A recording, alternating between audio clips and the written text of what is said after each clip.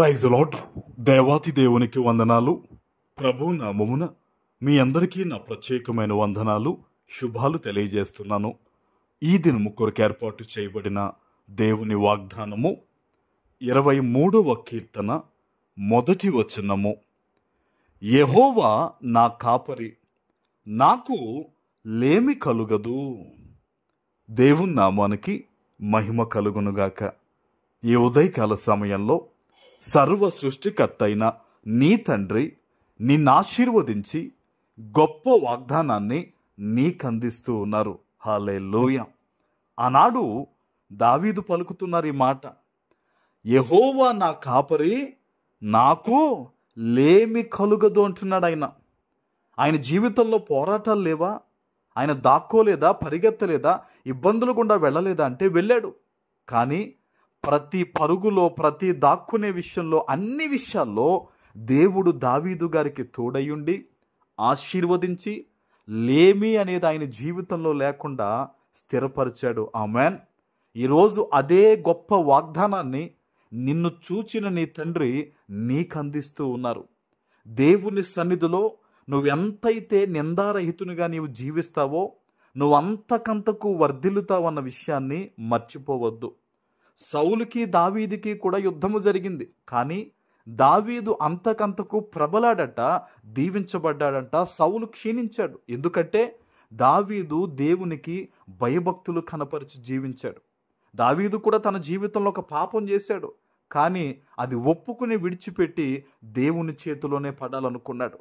ఈరోజు ఈ వాగ్దానాన్ని వింటున్న నీవు కూడా ఏదైనా పొరపాటు చేస్తున్నా, దేవునికి వ్యతిరేకంగా జీవించున్నా అది ఒప్పుకుని విడిచిపెట్టి, ప్రభువా నేను నీ బిడ్డను, ప్రభువా నన్ను కనికరించు, నువ్వు ప్రార్థన చేస్తే దేవుడు నిన్ను కనికరించడానికి ఈ దినము కూడా ఆయన సిద్ధంగానే ఉన్నారు. ఆమేన్. దావీదు జీవితాన్ని చూడండి, ఎంత గొప్ప పోరాటం అండి. గొలియాతును జయించాడండి, సౌలును జయించాడండి, సైన్యాన్ని జయించాడండి. ఇదంతా ఎక్కడి నుంచి వచ్చింది బలము దావీదుకి? ఆ జ్ఞానం ఎలా వచ్చిందంటే ప్రతి విషయములో దావీదు ప్రార్థన చేసేవాడు. అయ్యా వీరి మీదకి వెళ్ళమంటావా? వారిని తరవమంటావా?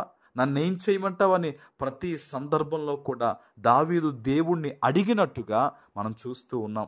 ఈరోజు ఈ వాగ్దానాన్ని నువ్వు ఎక్కడి నుంచి వింటున్నావో ఆత్మీయ తండ్రిగా నేను అడుగుతున్నాను. ప్రతి విషయంలో దేవునికి అడుగుతున్నావో నువ్వు? అయ్యా ఏం చేయమంటావు? ఎలా పెంచమంటావు? ఎలా దాటమంటావు? ఈ అన్ని విషయాలు కూడా నువ్వు దేవునికి చెప్తున్నావా? ఈ రోజు నుంచి ఈ వాగ్దానం విన్న వెంటనే ప్రార్థన చేసి ప్రభుతో మాట్లాడు. ప్రతి విషయాన్ని దేవునికి చెప్పు. ప్రతి విషయంలో దేవుని సహాయాన్ని వేడుకో. ఖచ్చితంగా నువ్వు ఏదైతే దేవుణ్ణి అడుగుతావో దానికి దేవుడు తప్పకుండా జవాబిస్తాడు. మోషేతో అయితే దేవుడు ముఖాముఖిని మాట్లాడేవాడంటండి. ఎంత గొప్ప అదృష్టం అది. ఈరోజు ఆయన నీతోని అలా ఉండాలనే కోరుకుంటున్నాడు. నీకు ఒక మంచి స్నేహితునిగా ఉండాలని ప్రభు ఆశిస్తూ ఉన్నాడు.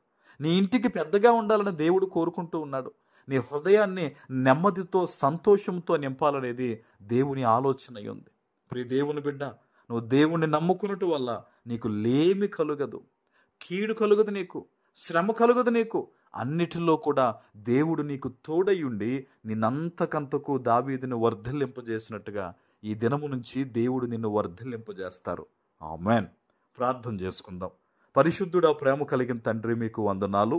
ఈ ఉదయకాల సమయంలో మీరు ఇచ్చిన గొప్ప వాగ్దానము ప్రతి బిడ్డ జీవితంలో నెరవేర్చి స్థిరపరచమని యేసు నామమున ప్రార్థిస్తున్నాను తండ్రి. ఆమేన్.